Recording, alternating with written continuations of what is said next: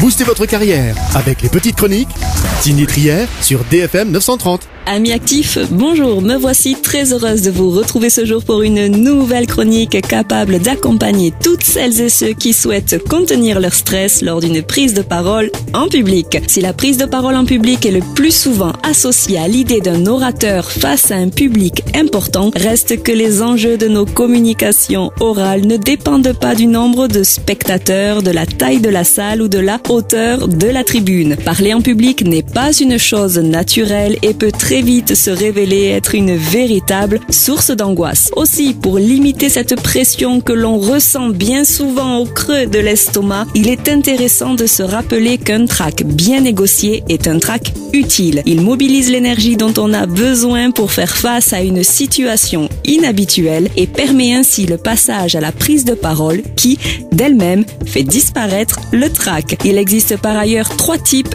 de respiration. La respiration claviculaire, la respiration thoracique et la respiration abdominale. Celle qui sollicite les muscles abdominaux et celle qui nous permet de respirer par le ventre.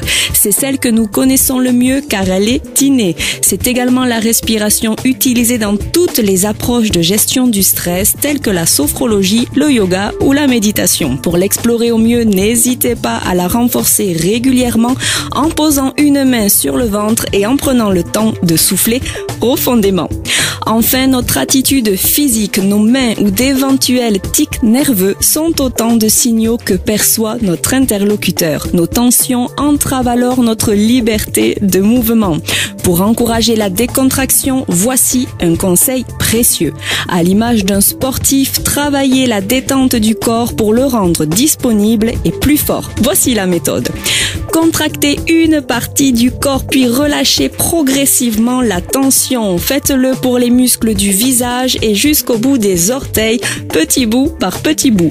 Plus forte sera la tension, plus forte sera la détente. Vous voici désormais armés, chers auditeurs, pour autoriser une prise de parole en public réussie. Rendez-vous la semaine prochaine pour une nouvelle chronique en lien avec le monde passionnant du travail afin de découvrir 6 bonnes pratiques sur les réseaux sociaux dans le cadre d'une recherche active d'emploi.